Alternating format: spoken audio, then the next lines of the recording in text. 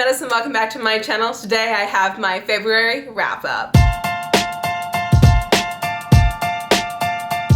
So in the month of February, I read 11 books. 6 of them were physical and 5 of them were ebooks, which is a really good ratio, and normally I have way more ebooks. Age range wise, I had 9 adult books and 2 young adult. Genre wise, I had 4 Megaverse, 1 erotica, 2 romances, and 4 fantasy books. And then my page count for the month of February was 4,398 pages. So as per normal, I'm going to be starting with my lowest rated book and working up to my highest. I will admit some people may be surprised by some of my ratings this month, but without further ado, let's get into them. So my lowest rated book for the month of February is Gallant by VE Schwab. This is a 2 out of 5 star.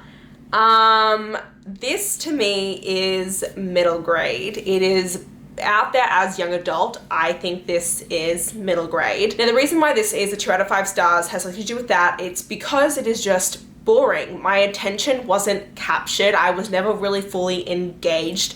I was confused for a little bit of the book, trying to piece together what was actually going on. And then I did figure it out. I was like, okay, cool. But I was never invested. Nothing happened in this book to make me really invested in the characters, invested in the plot line.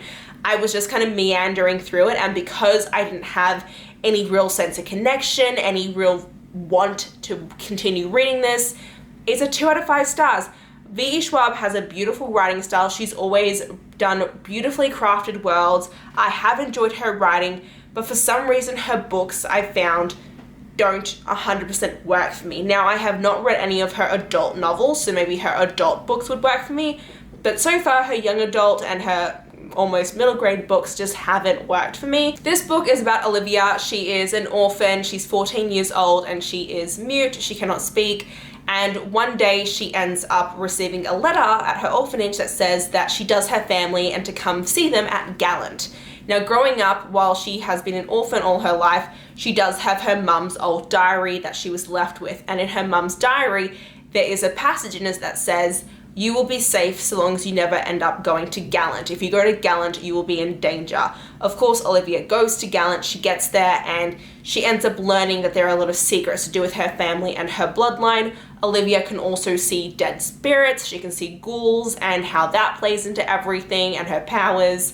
And it's a very interesting book. It's a very interesting world. It has to do with gateways and stuff, and it was cool. I felt like there was so much more that could have been done here, and it just wasn't executed to the extent that I would have wanted. Leaving that there, my 2 3-star reads for this month. The first one is Only One Night by BL Mute. This is like, I don't even know how many pages this was. I guessed it was like 60-ish pages. It doesn't say anywhere how long this is. It is a very short erotica novel. It is about 2 characters spending one night together. The main character, she is a plus-size heroine working at a sex toy store, and the hero is a silver fox dude, really rich silver fox dude, and he comes into the sex store like 3 or 4 times in a row, and on that last night that he comes in, he offers her a contract so that they can have only one night together and engage in dom-sub stuff together, and that is what it is. That's what it is about, and there's a lot of talk in it throughout this erotica. While it is mostly sex and smut, also about body positivity and loving her body and things like that. So very quick, very spunny, very easy. Yeah. The other 3 out of 5 stars I have is A Hunter's Shadows by Elise Kova. I really loved book 1 in this series, which was A Trial of Sorcerers. Book 2 just didn't live up to the first book as much, and I think it's because the romance really hindered this book. Had the romance not have had its role in this book that it did have, this book could have easily been a 4, but with the things that ended up happening with the romance, it ended up bringing it back down. It's actually probably more of like a 3.5 out of 5 stars. If I'm being flat out honest with you, it's a 3.5. I'm going to fix that rating. It's 3.5. But yeah, the romance really brought this down for me, and the character development in that way really brought this down, because otherwise I adore this world. I adore this world so much. It is an elemental magic world. There are all these different kingdoms. Elise Kova really shines in the way that she builds her worlds, the way that she crafts them, the way that she explains everything to you and explains the different magic systems and the political systems, and her characters is so well done. The only thing with Elise Kova is she mostly tends to flesh out her main character and then a couple of the side characters I found, and she never really fleshes out the love interest. And this is something I have gathered after reading, I think, 4 of her books now, is there's always something with the love interest where they just aren't fleshed out enough. And I'm hoping I get to see a bit more in this since it is a series, whereas her other books I've read have been standalones. The one thing I do love about her books is that her female main characters are always super, super strong. They are very flawed females. They have a lot of mistakes that they make. They don't always make the best decisions. They can be very brash, but they grow from everything at the end of the day, and they have a lot of perseverance to them. So I always admire her main female heroines. And like I said, her magic system is always so easy to understand. So this is a series where it is set in a kingdom where there is elemental magic, and there are a bunch of different kingdoms, and this takes place after Elise Kova's other series that she has written. You don't need to have read those series to read this, but this takes place after her other 3 or 4 series where all those different kingdoms have undergone everything and are now kind of amicable for one another. And because all these kingdoms are now amicable, you are now seeing them finally engage in this tournament that used to happen all the time, where the 4 main magicians from each kingdom would come together into a major tournament for everyone to compete and to see which is the best kingdom. Kind of like the Olympics, but with magic. You are following Ira, and she has frost magic, she has water magic, that is her affinity and what she's most prevalent at. Her entire life, her family has seen her as being put second to her older brother, and she wants to participate in these trials. She wants to compete and make it onto the team and show her family that she is worthy of her name, that she is worthy of her place here, and that she is strong and that she is worth more than they all view her as. And that is what the first book is about. It's about her trying to prove herself and getting into this tournament. And so, yes. Moving on to my 4-star reads, the very first one we have is Hook, Line and Sinker by Tessa Bailey. This is like a 4.5 star read. I did really enjoy it. It hasn't necessarily stuck with me, which is why I think it's a 4-star. But I do want to say that what really did stay with me throughout this book is the character of Fox and his presentation throughout this storyline. His arc in this and his just character portrayal was something that has stuck with me, and how he was portrayed, because Fox is a fisherman. This is book 2 in the Ballinger sister duology. I don't think there's gonna be any more in this series apart because it's only 2 sisters. But Fox is a fisherman, and he has always been viewed by everyone as like a playboy, a man whore, and he is consistently treated that way. Everyone doesn't think much of him. They have a very low opinion of him. They think that he's basically a joke and they don't really take him seriously. However, this has had a huge impact on him because, you know, for the last 7 months, ever since he met Hannah, who is the younger Ballinger sister, when he met her during book 1, he kind of fell in love with her. And he hasn't been with anyone over the last 7 months. And he's been basically just texting Hannah these last 7 months as her friend. He's been in a friendship with her. And people are still making all these jokes, still making all these innuendos at him. And he is trying to deal with this because he bases his entire self-worth off what these other people are saying to him. He has been heavily sexualized since a young age. He has always been told since a young age that his worth is based off of the women he can be with.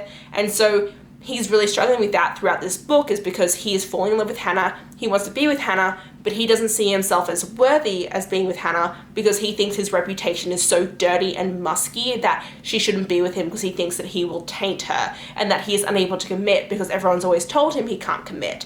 And so that's what he's trying to overcome when he falls in love with Hannah. And then you have Hannah, who has come back to Westport this summer, since last summer, because she works for a film crew, and they have come to this Westport town in order to film their next film, and she is aspiring to be a sound composer, producer person, and so that is what she's doing there. And she moves in with Fox while she's working there because she needs a place to stay, and it is their romance. It is very slow burn, very sweet. I really, really did love it. Hannah just didn't have the same pull for me that I wanted as a heroine, which is why it's not a perfect 5-star read. It's just because I didn't fully connect with her, didn't really get from her what I wanted, but I did appreciate everything else in this, so it's a full-on 4 out of 5 stars. Plus, I really did appreciate that it wasn't just like balls to the walls from the beginning, so yeah. The next 4 to 5 star, the next couple of books are going to be Omegaverse anyway. If you saw my Megaverse vlog, that did just recently come out. So the first Omegaverse is going to be Heat Haven.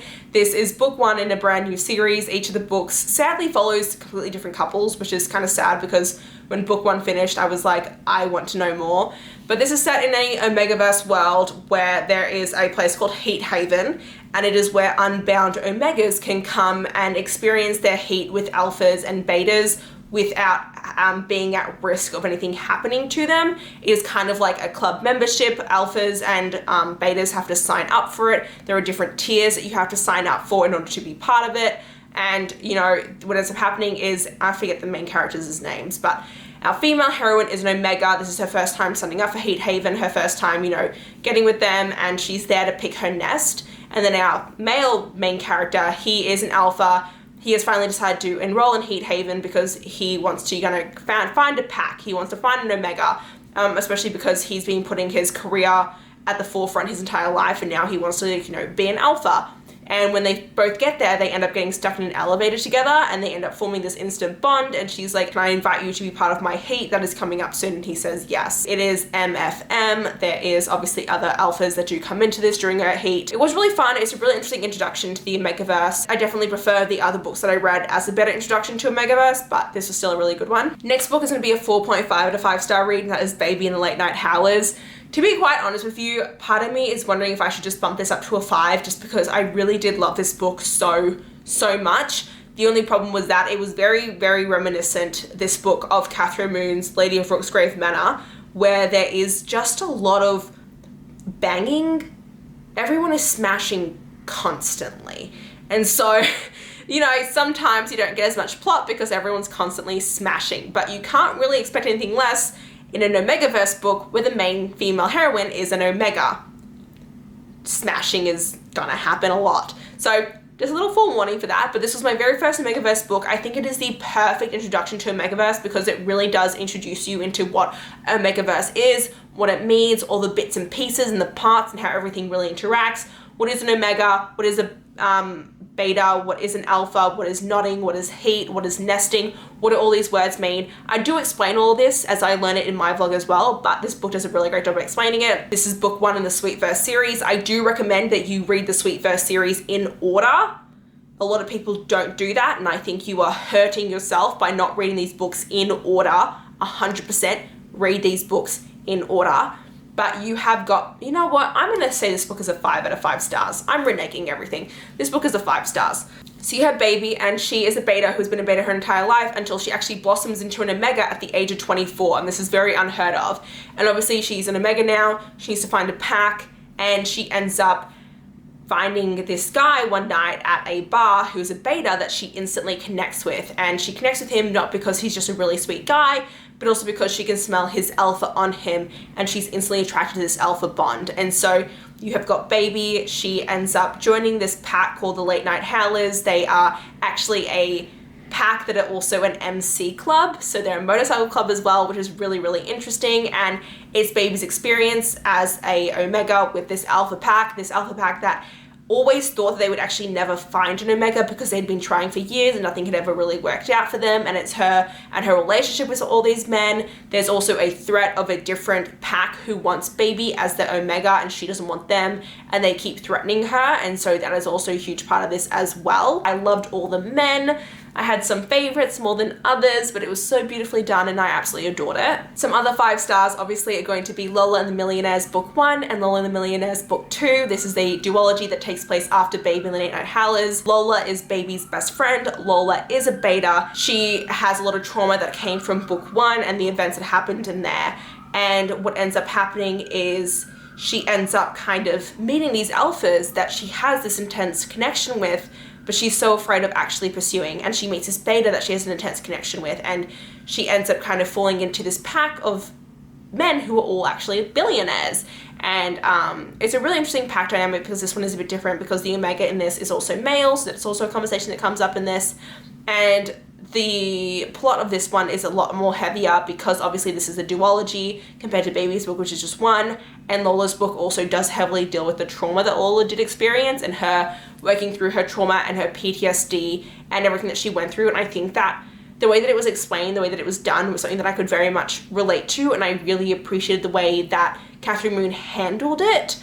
I think that she handled it in a really good way from my own personal experiences, and I was very much grateful for that. It was very hard, very, very hard to read at times. So if you're at all sensitive to sexual assault, please, please, please do be careful of this book.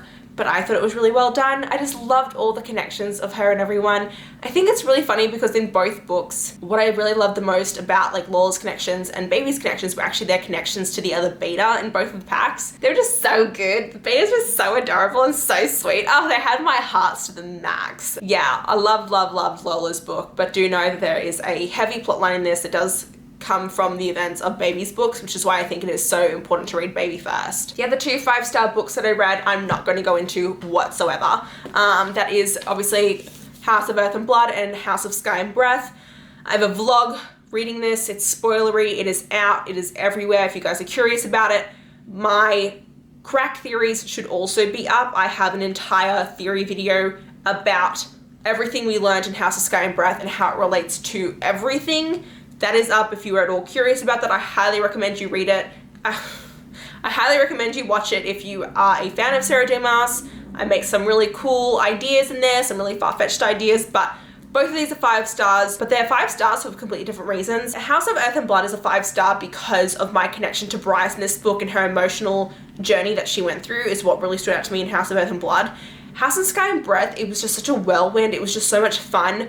I had such a blast like reading about the plot. The plot was so amazing in this one, and I loved that compared to everything else, and just kind of figuring how everything was working, guessing where things were going to go, all the plot twists, all the turns, all the guessing games. It was just so much fun. They were just such easy 5 stars. Sarah J. Maas is one of my favorite authors of all time, so this is not at all surprising. And then the last 5-star read I have for you guys is a romance book that I think everyone should get their hands on. I highly recommend it, and that is A Brush with Love by Mazey Eddings. This has become one of my all-time favorite romance books of forever and ever and ever. So you have Harper and Dan. They are both dentistry students, and they meet one day when Harper literally crashes into him. She falls down the stairs, bumps into him, and she crashes into this. She body slams him, dude. She body slams him. And when she does this, he ends up dropping his like dentistry mold. And so she offers to help him remake his mold. And he is a 1st-year student and she is a 4th-year student. However, they are the same age because he's coming back to school to be a dentist, even though he doesn't want to, but to fulfill his family's practice. And Harper, however, is someone who wants to be an oral surgeon. She has a dream for this. She's very career-driven, and she has generalized anxiety disorder and has a lot of claustrophobia, and that is a huge part of like the things that she is going through. There's also a lot of grief in this book as well, because they have both lost a loved one and are dealing with it in different ways. Dan lost his dad, but his dad was an awful, abusive man. And then Harper lost her mum, and her mum was her entire life. And so it is a lot of talk about that in this book, but it was also super hilarious. This is a rom-com to the fullest. I was laughing my ass off constantly. They are such idiots. They are such love-struck idiots throughout this book. And their banter and the quirks that they say to one another is so funny. And also the female friendship. Harper has 3 other female friends, and that female friendship is also so hilarious. They talk like I talk with some of my friends, and just the jokes that they make, the way they react to one another is just so hilarious. It was so much fun. The romance was super adorable. It is very much slow burn, but there's so much sexual tension. So even though it's like you get, I think, 1 or 2 like spicier scenes, it's really not that hot and heavy. It's pretty tame. I mean, this is a traditionally published book, but there is really, really palpable sexual tension throughout this that I adored. It was like, I can feel it. I can feel their sexual tension brewing, and it was there, and you could cut it with a knife. But no, this is also hilarious. The rom-com aspect of this, priceless. Priceless. I added 5 years onto my lifespan because I was laughing so much while reading this book. Like, I even went back. I have 2 copies. I have an art copy and this finished copy. I went back and re-tabbed my finished copy and then actually highlighted it. Like, I went through and I highlighted my favorite quotes and stuff. That's it for my, what was this again? My February wrap-up. That's it for my February wrap-up. I hope you guys did enjoy this video. If you did, please hit the like button down below. If you want to see more of me, please go to my channel. And until next time, thanks so much, everyone. Bye-bye.